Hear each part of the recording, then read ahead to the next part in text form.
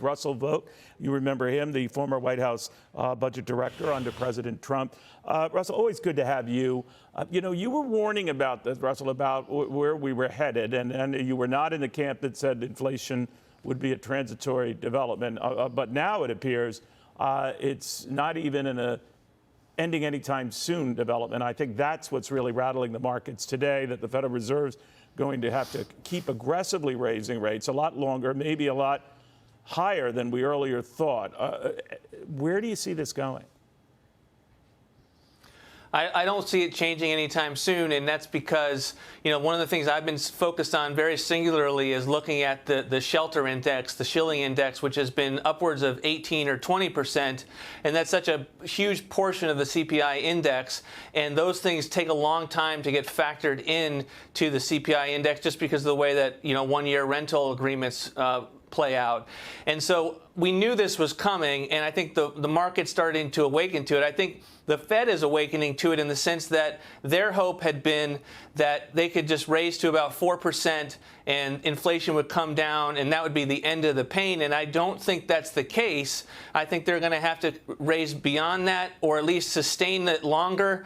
And the reality is the Biden administration is making their life harder by adding more spending. Student loan cancellation is upward of 75 basis points itself, and they're adding to this mix and making it harder and harder. So this problem's not going away. I think the market's beginning to catch up to where some of the fundamentals have been all along. Russ, I know the administration is planning today details on celebrating the Inflation Reduction Act, and they will invariably point to this new feature in that measure that allows Medicare to negotiate drug prices with the major companies, even making the assumption that it can lower those costs. And that could be a leap of faith there. And whether it's even wise to do so. But even allowing for that, that is a small part of what we're talking about.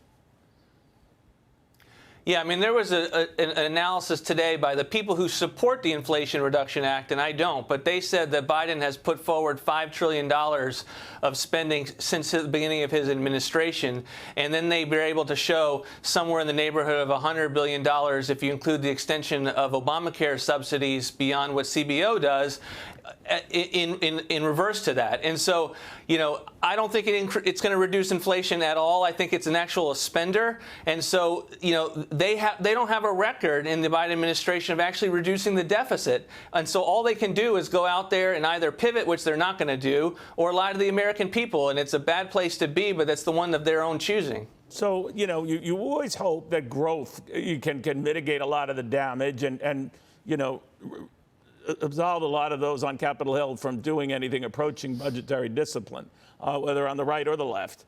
But I don't see the prospects of that in this environment. And whatever growth we're seeing is, of course, being eaten up by the higher costs for what we're paying. So that's not a great double-edged sword. No, where's the growth coming from? The Inflation Reduction Act included a tax increase. They have an anti-energy policy that is designed to increase prices because they want people to use less energy. And they have a policy of regulation as far as the eye can see that includes not just like bad, inefficient regulations, but regulations that are designed to divide the American people and introduce woke policies into the workplace. So everywhere you look, there's a drag on the economy, and it's not going to be able to the cavalry in that sense is not going to be able to come to the rescue to deal with the problems of the Biden administration. Russell, thank you very, very much. I think, even in this case, Russell Vought, the former OMB director for President Trump.